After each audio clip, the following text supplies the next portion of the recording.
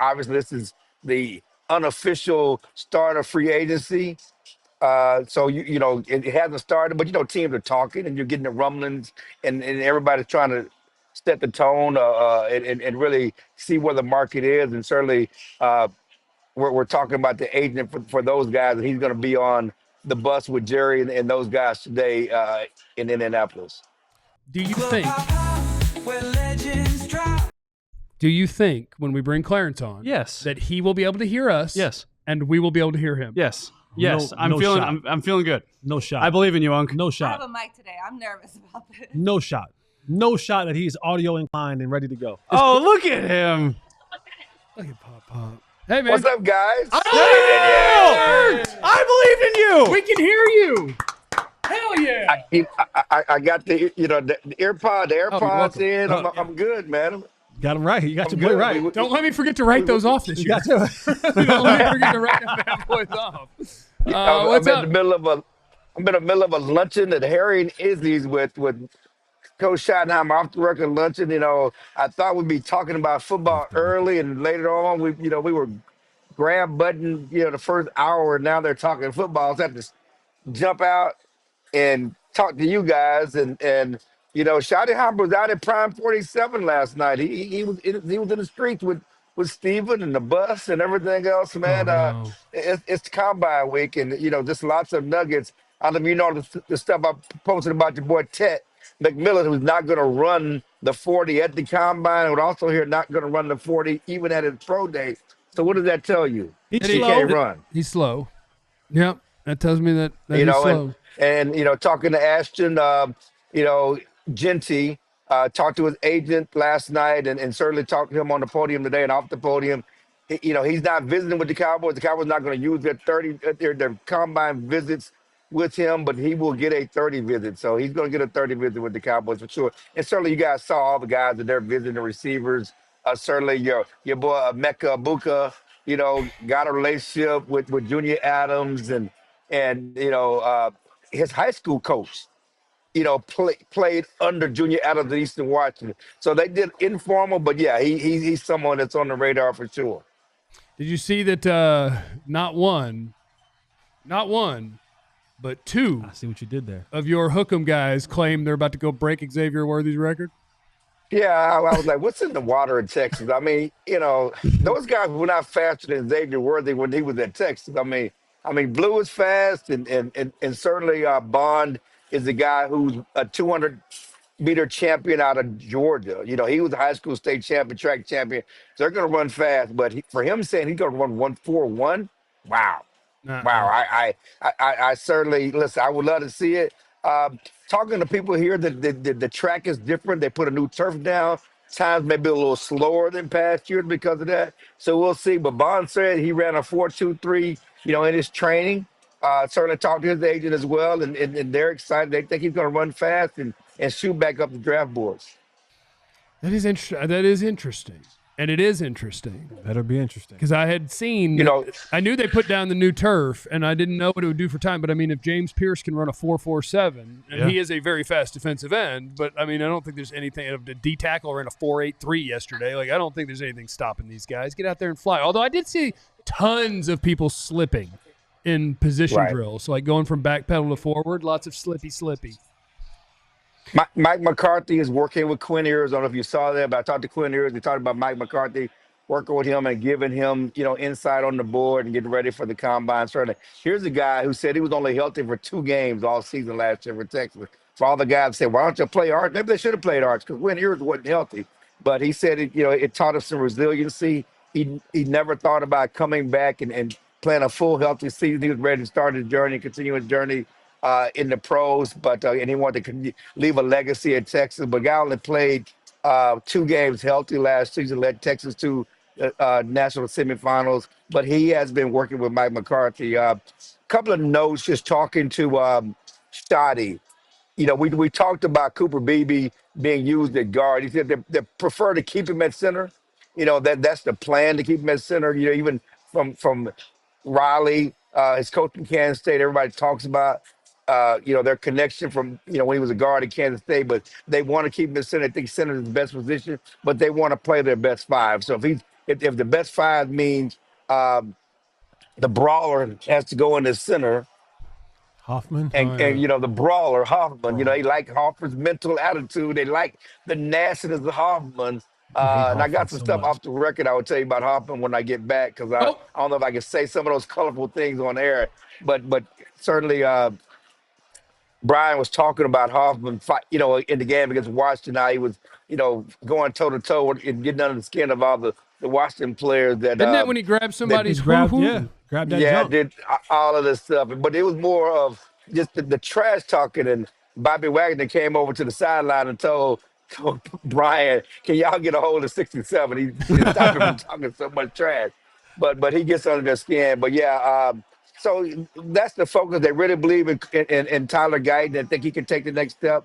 And they want to keep him at left tackle. That's the focus there. They think he can. He's already been in the weight room. He's been in the weight room since the end of the season. He's working hard. They like his attitude. They certainly think he can take the next step. Regarding some of the free agents, DeMarcus Lawrence is healthy. He wants to play. Just talking to some guys, with his agents last night, if he don't get the number, he'll retire. I mean, it's not like I want to play on Melton, but I'm not playing for no chump change, okay? He's been, DeMarcus Lawrence is a shrewd businessman. He's not playing for no chump change. So he wants to come back. We don't know if Dallas is going to pay to keep him, but if he doesn't get the number he wants, even with the Cowboys or somewhere else, he'll likely retire before he comes back. Certainly Jordan Lewis and Rico, they have a market, and we'll see if the Cowboys are going to match their market. Obviously, this is the unofficial start of free agency.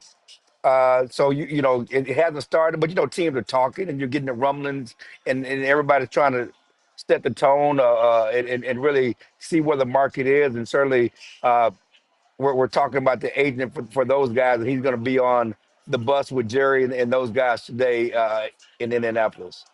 Well, the agent we're all looking at for Osa right now, where, you hear the reports about they're close to signing, maybe close to signing. The number's near 21, but not quite sure what the number is. What are you hearing, feeling? What are they saying about? My sources tell me it's not 20. My sources tell me it's not 21. It's under that. It's under 20. But they're focused on getting him done, and they're looking to do a 4-year deal. But they want to get him done for sure, and they want to get it, like we talked about. What Steven said earlier in the week. We want to get our hands around this at the combine. They're trying to get it done as soon as possible. They want to get it done this week, and so that is the focus. But nothing's done yet. But they're talking, and they're getting their arms around it. But they're looking at a 4-year deal, and and again, they know what the money. We talked about it earlier this week. The money is the money. The market is the market. Whether it's 19, 20, 21, it's we're talking about a million or $2 difference. But that's what the market is. But they want to get him done. And again, talking to Shotty, he thinks that the depth.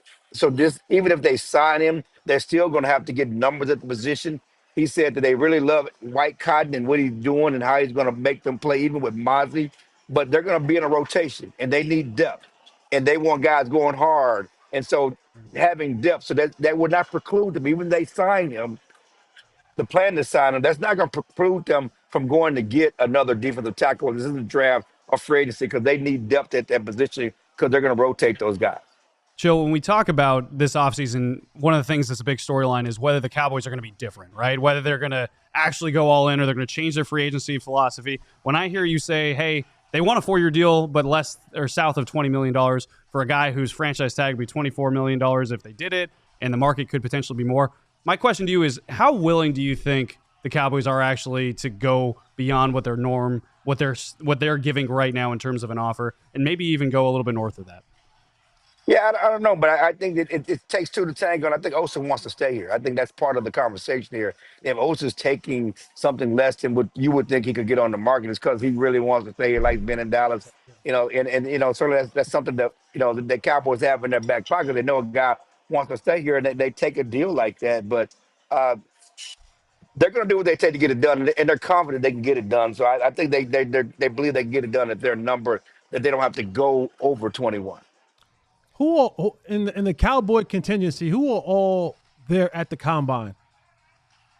Everybody's here. Everybody's here. That's something different than past years under Mike McCarthy, who left the coaches back.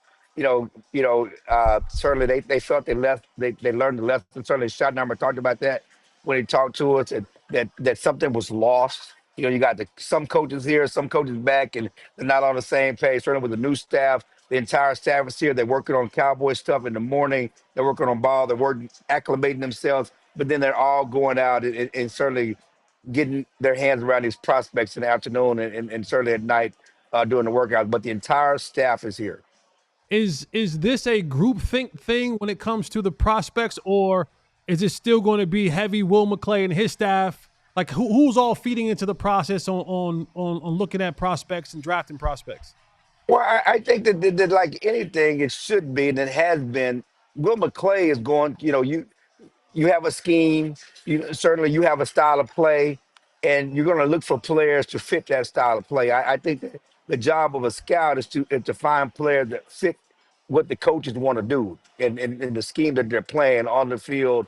And so I think that Will, certainly has talked about, if you read some other stuff, he's talked about the relationship he has with Schottenheimer, the communication. They're really communicating well with Schottenheimer and what he wants. And, I asked Schottenheimer about, the type of running back he wants, the type of player he's looking for. And certainly, he's looking for, running back, they certainly can do everything, block, tackle, run, certainly catch the ball out of the backfield. It sounds like Ashton Jeanty to me. I don't know about you. Okay. Yeah, it sounds like he's looking for a good running back. Sounds like you're looking for a good running back. Ashton Jeanty's a good running back. Sound like Ashton Jeanty to me, but no. So I think that, the scouting department should take in consideration what the coaches want, how they play, and when they target these type of players, for sure. The final thing, because I'm gonna do a circle back. Hit you with a corporate term here. Circle back. When you talked about Hoffman and when he was grabbing everybody's junk and how much they like that, and also that they like BB at center or whatever they liked about Hoffman. Did in your mind, does that preclude the idea that the 12th overall pick could be a right guard? Like, could they do that, or do you think that they like Hoffman enough that they don't feel that's a priority? No, I think that they're going to take the best player available. And if that right guard, if that 12th overall is Kevlin Banks, I mean, I think they're going to do what they have to do. You got to take the best player available. If Ashton Jeanty's off the board and you still have these questions, everybody's talking about these questions at receiver, you have to take the best player available. And one of those defensive tackles that we've talked about is not up there. And it's crazy. If you get to the combine, you see guys, Pierce, all the questions about Pierce, he runs so fast, and you got to consider that he's going to be a guy that's moving back up the draft boards after all the questions about him. And certainly Abdul Carter, we'll see with that injury and how that affects his draft stock. I loved your teasing yesterday about, hey, if he got a foot injury, man, he should not be drafted for top 11. Let him drop. I couldn't use the top. No top. And I want to ask you, Mason Graham came in lighter than he was showed in college, and certainly he's always been a quick guy, uses quickness. But the fact that he's 297 and not 320 is that scary? Because that shades of Mosley losing all that weight. But this time, I think they were just lying about his weight in college. I would say it's not ideal, but I also think they lie about weight in college. Like, I never thought that Mason Graham was 20 pounds? I never thought he was 320. I would have guessed he was 305. So, like, to me, it was a 5 to 10 pound surprise, not a 30 or 25 pound surprise. Chat lies. Chat lies. Yeah, chat lies about those things. But no, it goes into what I talked about earlier. What you've been talking to Shotty. I think I hate this draft. Like, the guys who I feel the most confident about who they are play the positions that I don't want to pick in the first round. So please just pick me a right guard and let's not worry about it. Kevlin Banks, hook him. Hey, congratulations on Texas actually having a bunch of dudes that are going to play in the NFL again. It's great, Clarence. Have a great day.